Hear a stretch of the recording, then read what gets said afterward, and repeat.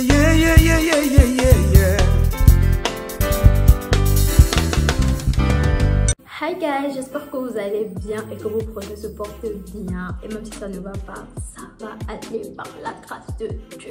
Alors aujourd'hui nous sommes réunis pour une nouvelle vidéo. La vidéo sur l'alimentation en fait. Il y a énormément à dire sur l'alimentation d'un drépanocytaire en fait. Donc j'ai décidé de le faire en plusieurs vidéos. Donc cette vidéo va clairement aborder le sujet en fait de l'alimentation. Qu'est-ce qu'il faut à un drépanocytaire, l'apport qu'il faut en millilitres, en milligrammes, ce qu'un drépanocytaire doit consommer. Avant de commencer la vidéo, je vais toujours vous prier de vous abonner, activer la cloche de notification pour ne pas manquer mes vidéos, liker et surtout partager. Alors, qu'est-ce qu'un drépanocytaire doit consommer? Déjà d'abord, il faut savoir que l'alimentation d'un drépanocytaire doit être vraiment distincte d'une alimentation d'une personne lambda. En fait, il doit manger plusieurs repas. Si quelqu'un de normal mange, on connaît 3 fois par jour avec peut-être une collation, un drépanocytaire devra manger plus que 3 fois par jour en fait. S'il peut, il peut manger même 5-6 fois. On a déjà un problème de retard, de croissance et voilà, manger plus et également riche en fer mais pas en excès. Le fer en excès aussi nuit. Le mât aussi riche en calcium parce qu'un drépanocytaire a énormément besoin de calcium. Le fer ça s'occupe vraiment de tout ce qui est globules, tout ce qui est sang, et le calcium ça s'occupe de tout ce qui est os, également en vitamines, également les fibres alimentaires. Donc là aujourd'hui on va vraiment se focaliser sur le fer. Comment on doit consommer du fer, combien de milligrammes de fer est-ce qu'il nous faut dans notre organisme par jour, quels sont les aliments qui contiennent plus de fer que d'autres. Ça veut dire que ce sont des aliments qu'on doit privilégier dans notre alimentation en fait. Il y a 2 types de fer en fait. Il y a le fer héminique qu'on trouve dans tout ce qui est viande, tout ce qui est viande, poisson, crustacés. Il y a le fer non héminique. On le retrouve dans tout ce qui est fruits, légumes, moins bien absorbé par l'organisme des drépanocytaires que le fer héminique. Quelle est la quantité de fer qu'il faut maintenant dans l'organisme des drépanocytaires par jour? On va parler vraiment par jour.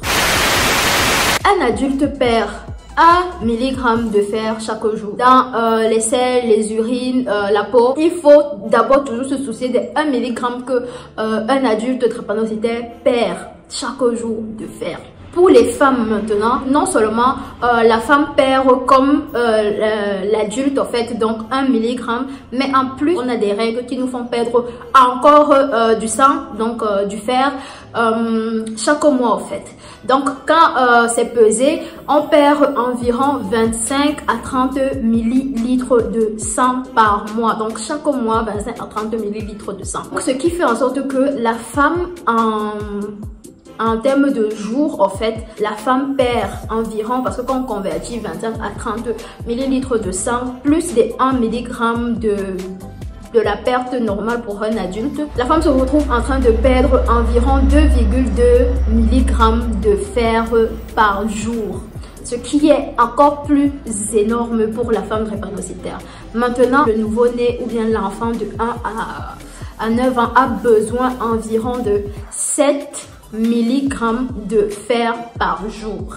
1 mg pour l'adulte, 2,2 mg pour la femme et 7 mg pour l'enfant de 1 à 9 ans. Ce sont là les apports qu'on doit combler en fait chaque jour. Comment est-ce qu'on peut le combler? Les aliments riches en fer et qui vont les combler, je vais donner aussi les apports nutritionnels. Il y a le baudouin noir. Le baudouin noir c'est tout ce qu'on utilise pour faire par exemple les boyaux. Je sais pas si vous connaissez les boyaux, des saucisses, on va dire. On met des choses dedans en fait, pas des choses mais des aliments comme les intestins peut-être du porc, les contenants du porc, on met dedans. On met également le baudouin noir, donc il est contenu dans les boyaux en fait. Donc les boyaux c'est une grosse source de fer pour nous. Les drépanocytaires, le baudouin noir, vous pouvez vous renseigner si vous ne consommez pas forcément les boyaux. Ça donne environ 22,8 millilitres de fer pour 100 grammes. Donc si vous achetez et vous consommez 100 grammes par jour, ça vous donne 22 mg de sang. Là vous voyez qu'on est totalement au-dessus de ce que voilà on perd par jour, peu importe que tu sois un adulte, une femme ou un enfant en fait. Donc c'est super bien pour nous. Il y a aussi la viande rouge.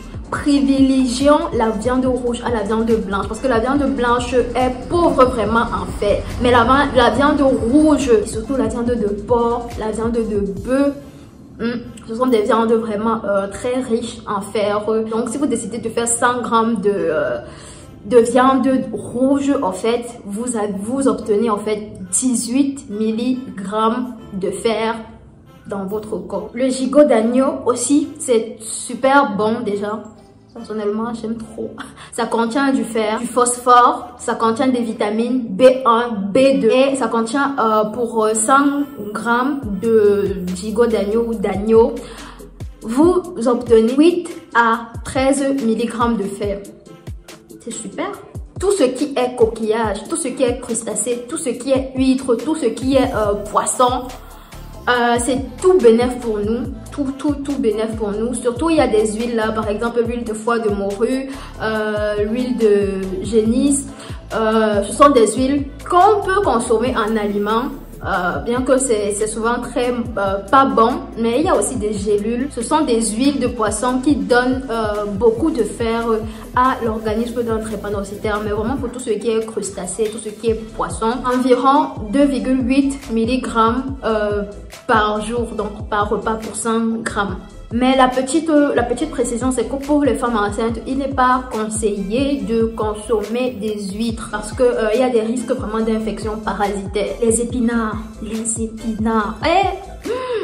Les épinards, c'est d'abord super bon, mais il faut privilégier ce qui est bouilli à ce qui est cru parce que c'est là où l'apport est vraiment plus que quand c'est cru. Les épinards, ça apporte 3,6 mg pour 100 grammes d'épinards qu'on consomme par jour.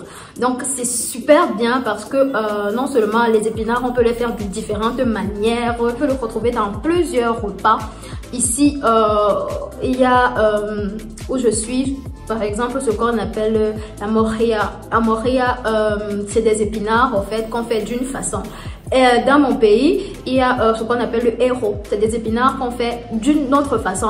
Il y a aussi des épinards sautés. C'est des épinards qu'on fait d'une autre façon.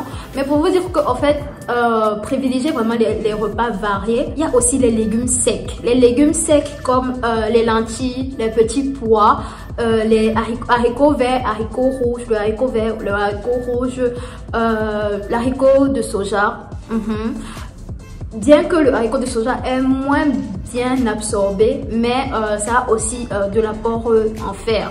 Mais vraiment, les fruits, les légumes secs, ça apporte 3 mg pour 100 grammes. Surtout que vous pouvez les faire de plusieurs manières, en fait, de plusieurs manières pour ne pas que ce soit boring, ennuyant de manger les mêmes choses. Les graines de sésame, c'est 14 mg pour 100 grammes de graines de sésame en fait.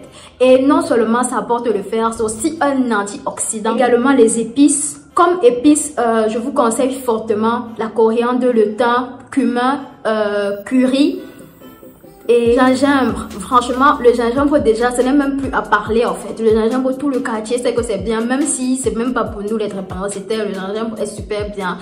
Ça détoxifie en fait l'organisme et ça nous aide parce que ça nettoie notre foie qui a tout le temps besoin de bien marcher. Vraiment, comme épices, voilà des épices qui donnent environ 3 mg de fer. Vous prenez une pincée des épices que je viens de citer, vous les mettez dans vos repas et soyez-en sûr que vous avez eu déjà vos 3 mg de fer. C'est pas compliqué d'avoir le fer, c'est vraiment pas compliqué, c'est facile. Privilégions aussi les céréales, mais pas n'importe quelle céréales, les céréales complètes, enrichies en vitamines et sans sucre. On va parler des aliments qu'il ne faut pas dans une autre vidéo, mais le sucre, c'est un aliment vraiment à limité au maximum pour les drépanocytaires. Ça contient en fait 13 mg de fer pour 100 g de céréales par jour. Donc tu prends ton bol de 100 g de céréales le matin et tu es paré en fait. Tu sais que tu as fait ton plan de 13 mg de fer. C'est super. Le dixième,